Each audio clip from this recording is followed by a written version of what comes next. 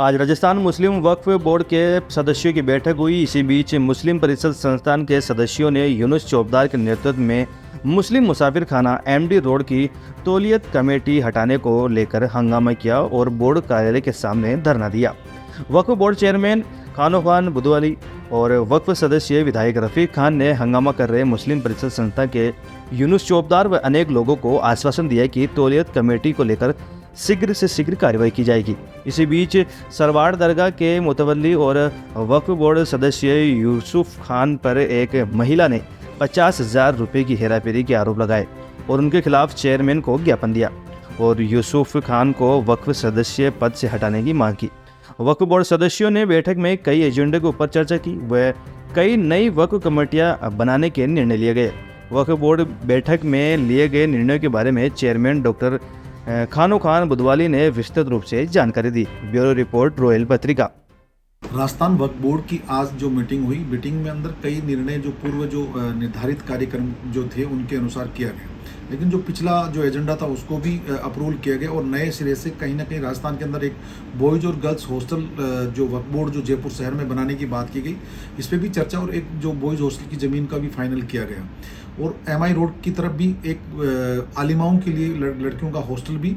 और सबसे बड़ी चीज़ ये रही कि वक्फ के अंदर लड़के और लड़कियों को स्कॉलरशिप देने की बात, वह जो बेवा और ऐसा ही मजलूम है जिनकी शादी ब्याह नहीं हो रहे उनके भी शादी ब्याह के लिए कुछ पैसे देने की बात की। और जो कोचिंग क्लासेस के लिए जिनकी इंटेलेक्चुअल लोग हैं उनको पढ़ाने के लिए भी बात की गई है, जो बन के आ रहे हैं उनको प्रोत्साहित करने की बात की गई है।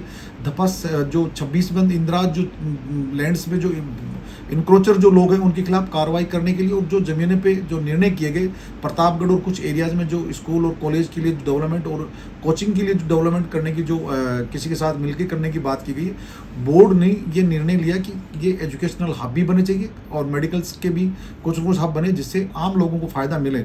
माननीय मुख्यमंत्री महोदय ने करीबन 10 करोड़ रुपये पहले वक्फ को बचाने के लिए और फिर 25 करोड़ रुपये और दिए वक्फ संपत्ति को बचाने के लिए। इसलिए हम सब मिलके इस वक्फ की संपत्तियों की हिफाजत करें और नए गेस्ट हाउस स्कूल जो बना रहे हैं लोग जो अलग अलग, और दरगाह जो सबसे बड़ी दरगाह हमारी झालावाड़ की दरगाह उसमें भी करीबन 3 करोड़ समथिंग, और झुंझुनू की नरड़ की दरगाह में करीबन 3 करोड़ रुपये, और अभी पिड़ावा शहर के अंदर एक जो स्कूल और धर्मशालाएं बन रही है वो भी वक्फ के लोकल लोगों के द्वारा डेवलप किया जा रहा है। इसलिए हम उम्मीद करते हैं राजस्थान के लोग इस वक्फ की संपत्ति को बचाने के लिए जो एक निर्णय ऐतिहासिक लिया गया और ये भी तय किया गया कि वक्फ बोर्ड के वक्फ एक्ट के अंदर कहीं पर भी दफ़ा 26 जो है उसके अंदर किसी भी 95 एक्ट के अंदर भी कोई भी वक्फ तौलियत शब्द नहीं है। तो इसलिए सब ने ये कहा कि वक्फ तौलियत नहीं है तो इसको हटाना चाहिए और इस पे आगामी कार्रवाई भी होनी चाहिए। इसलिए वक्फ तौलियत वक्फ बोर्ड में नहीं है तो वक्फ बोर्ड ने आज सभी सदस्यों ने वक्फ की तौलियत को मानने से मना कर दिया। सबसे बड़ा निर्णय रहा आज का।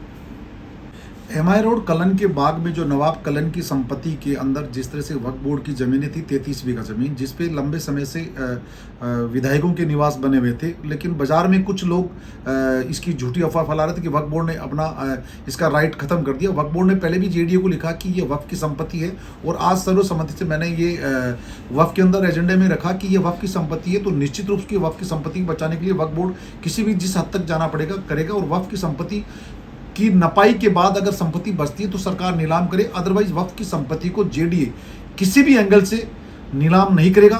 लेकिन कुछ अपने स्वार्थ के लिए जो झूठी न्यूज़ फैला रहे हैं, झूठी अफवाह अपने निजी स्वार्थ के लिए कर रहे हैं, ये बिल्कुल गलत है कि वक्फ बोर्ड संपत्ति को नहीं बचाता।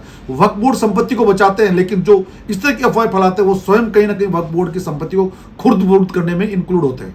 सभी जो भी बोर्ड के संज्ञान में इश्यूज लाए गए हैं अपार्ट फ्रॉम एजेंडा, जो एजेंडा में है वो बातें तो सब डिस्कशन में है ही, और एजेंडा के अलावा जो कुछ बोर्ड के संज्ञान में आए उन सभी बातों पर डिस्कशन और डेलिब्रेशन होगा। अभी पुरानी जो मिनट्स पास हुई थी उस पर डिस्कशन हुआ, एजेंडाज पे डिस्कशन हो रहा है और जो और इश्यूज दीगर इश्यूज जो आए हैं उन पर भी डिस्कशन हुआ। एक इशू अभी आपने उठाया कि घाटगेट कब्रिस्तान के सामने वाला हिस्सा मेरी कॉन्स्टिट्यूंसी का पार्ट है। जब से मैं विधायक बना हूँ एक भी एनक्रोचमेंट नहीं होने दिया है और जो एनक्रोचमेंट पहले हो रहे थे उनको भी हटा दिया। दीवार भी वहाँ आंशिक तौर पे, कुछ दीवारें ऐसी है जैसे पुराने मकान बने हुए हैं तो वहाँ दीवार पॉसिबल नहीं है, लेकिन जहाँ दीवार मुमकिन है वहाँ सब जगह दीवार बना दी है।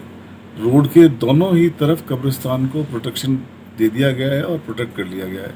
और ये एश्योरेंस देता हूँ कि एक भी एनक्रोचमेंट उस एरिया में नया नहीं हो सकता। ऐसी स्थितियाँ बना ली है, कब्रों की भी हिफाजत की जा रही है, और जो वहाँ लाइट की और इसकी प्रॉब्लम थी, अंधेरा रहता था, वो भी सब समाधान कर लिए गए हैं। पानी के लिए बोरिंग भी कराए जा रहे हैं, तो सारी फैसिलिटी का ध्यान रखा जा रहा है। एक आपने किसी ने मौलाना साहब की दरगाह के बारे में कहा, करीब हम 1 करोड़ रुपए तो नगर निगम से उसमें खर्च कर रहे हैं, और 2 करोड़ के आसपास, 1.5-2 करोड़ के आसपास का एक अमाउंट पर्यटन विभाग से उसमें खर्च हो रहा है। पुरानी सभी बदल घोषणा की ना जी, पुरानी जगह हैं और ऐतिहासिक जगह हैं, उनको कैसे प्रोटेक्ट किया जाए, उस एंगल से उस पर काम किया जा रहा है। पहले के मुकाबले अब आप जाके देखोगे तो आपको लगेगा कि वहाँ भी कार्य खूब किया गया है। सर एक सवाल था जो विवादित है काफ़ी लंबा, आपके सामने भी कहेगा, मुस्लिम मुसाफिर खाने की तौलियत नहीं को लेकर आपकी क्या राय है उसके अंदर? मेरी राय कोई मायने नहीं रखती है। बोर्ड के मेंबर बैठे हैं और सब मिलकर के डिसीजन करेंगे। इश्यूज आए हुए हैं और मुझे पता नहीं कि ये इशू अभी इसमें एजेंडा में है या नहीं है, लेकिन अगर कोई ऐसा एजेंडा में इशू आएगा तो उस पर ज़रूर डिस्कशन डिलीब्रेशन किया जाएगा।